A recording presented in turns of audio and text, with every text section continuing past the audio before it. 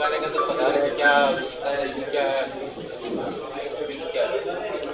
देखिए, कुश्ती संघ का, राजस्थान कुश्ती संघ का अध्यक्ष बनने के बाद मेरा ये पहला दौरा है ज़िले का। मेरा प्रयास है कि कुश्ती जो हमारा ऐतिहासिक, पारंपरिक, बहुत पुराना खेल रहा है, इसको आगे बढ़ाया जाए। इसका जो गोल्डन पीरियड पहले था, हम इसी के स्वरूप को वापस लाना चाहते हैं। हमारे ओलंपिक में 25% मेडल इसी से आते रहे। हम चाहेंगे कि कुश्ती में जैसे हरियाणा का नाम भारत में है, उसके बराबर ही या उससे ज़्यादा राजस्थान का नाम होना चाहिए। इसीलिए ज़िलों में जाना, प्रतिभाओं को ढूंढना, उनसे, पहलवानों से उनकी बात करना, उनकी समस्याएं सुनना, सुविधा की उनसे पूरा परामर्श करना और उनको उचित प्लेटफॉर्म खेल के लिए दिलाना, ऐसा हमारा प्रयास।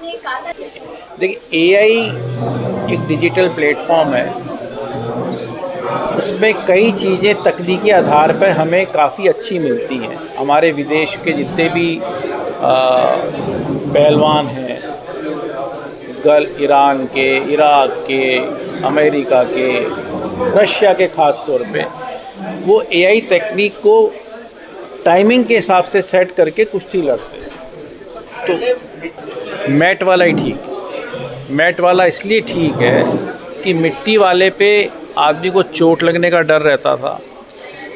चोट के साथ साथ जो जिस तकनीक से आदमी लड़ता था ना, उसके पाँव स्लिप होते थे, थोड़ी सी मिट्टी। मैट पे पाँव की पकड़ भी अच्छी रहती है, आदमी को चोट लगने का खतरा भी कम होता है। दूसरा, अंतर्राष्ट्रीय मापदंड पे आपको उसी मैट पे लड़ना है, इसलिए मैट पे तो प्रैक्टिस होना अति आवश्यक है। पंजाब हरियाणा की बात करिए आपने। पंजाब हरियाणा जो था, अंतिम पड़ाव बोल देता था, स्टेरॉइड तो सप्लीमेंट का इस्तेमाल करता था। राजस्थान के अंदर क्या कुछ चीज़ों पर लगाम लगाया जाएगा, सप्लीमेंट स्टेरॉइड?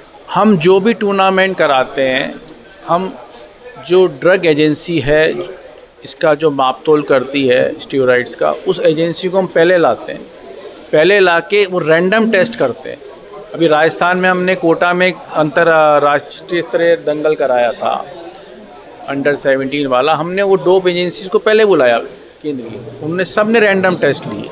आप रैंडम टेस्ट लो तो अपने आप खिलाड़ियों को इससे दूर रहने का प्रयास रहता है। मैंने आपसे पहले भी कहा था, हमारा प्रयास ये है हर खिलाड़ी को उसकी खेल की प्रतिभा दिखाने का इम्पार्शियल तरीके से उचित प्लेटफॉर्म और उचित उसको खेलने का मौका मिलना चाहिए, उसकी प्रतिभा दिखाने का उसको अवसर मिलना चाहिए।